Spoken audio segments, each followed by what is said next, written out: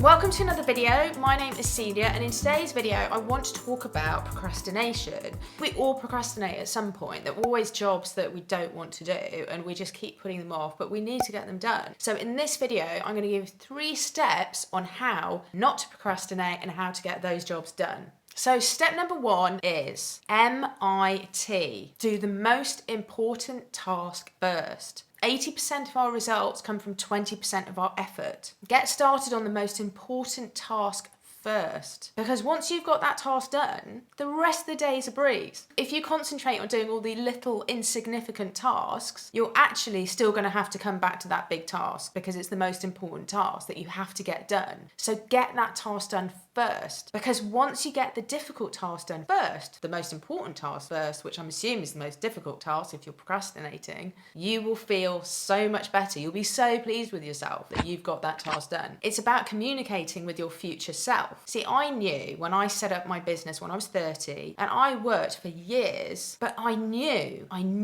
that my future self would appreciate this. I knew if I just invested my time and got up early in the morning and worked blood, sweat and tears, built this business, I knew that I was investing in my future self. And do that on a daily basis. You know, do the hard stuff first so the afternoon version of you, your future you, will appreciate the hard work you've done, because you can enjoy the afternoon. You can enjoy the evening. You're not going to be worrying about it. Say you've got a really important meeting on Monday. Rather than preparing for that meeting Sunday night or Sunday afternoon, prepare for it on Friday. You know, get the preparation done on Friday, because then you can really enjoy the weekend. Because if you're anything like me, if I know I've got a really important meeting on Monday and I haven't prepared for it before the weekend, I'm going to be thinking about it all weekend. And then it'll be Sunday morning and I'll be thinking, oh, I've got to get that preparation done. And it spoils your weekend, because then you can enjoy Sunday night. You can enjoy Friday night, Saturday night and Sunday night, because you've done the preparation for Monday morning. You're not carrying that with you all the way through the weekend, knowing in the back of your head,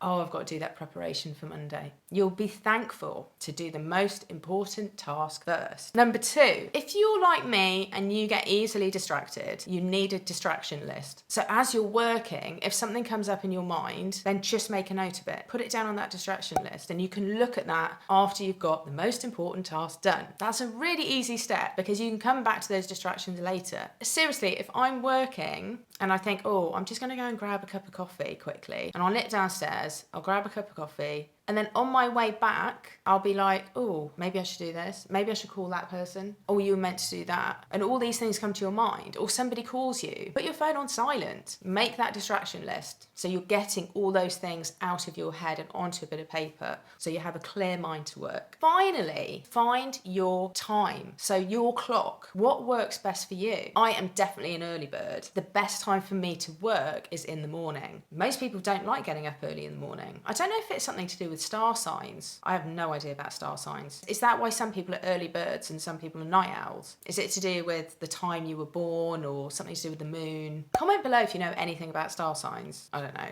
Since lockdown started, I've been sort of getting up at 6:30 in the morning, and it just hasn't worked for me at all. I've done that for a few months and I thought, I'm really not being as productive as I normally am. Then I realised that I normally get up at 4:30. You've got to work out what works for you. What time works for you. Just because everybody else gets up at 6:30 or 8:30 or whenever doesn't mean that necessarily works for you. You've got to find what works for you when you're most productive. For me, it's the morning. It's the early morning. I could probably get up even earlier and I get so much work done, and it's great. I get a real buzz out of it. I love it. When it hits the afternoon, so about 3 o'clock, then that's it. I'm done. There will be a best time of the day that works for you, because you'll fly. The time will just fly, and that's called flow state, and you'll be your most productive in those times. Don't try and copy other people, because ultimately it's like putting on somebody else's clothes. It's not going to be the right fit for you. Just because X, Y and Z person does it, it doesn't mean that's going to work for you. Possibly for me, because I do get easily distracted, that's why 4:30 in the morning for me is so good, because A, I'm really awake, but B, I have less distractions. My phone isn't going, emails aren't coming in, there aren't many people awake at that time, so I get so much done. No distractions. It's absolutely brilliant. I would recommend getting up early in the morning, or maybe nighttime is the time that you work best. There are less distractions. I hope those steps helped you, because that's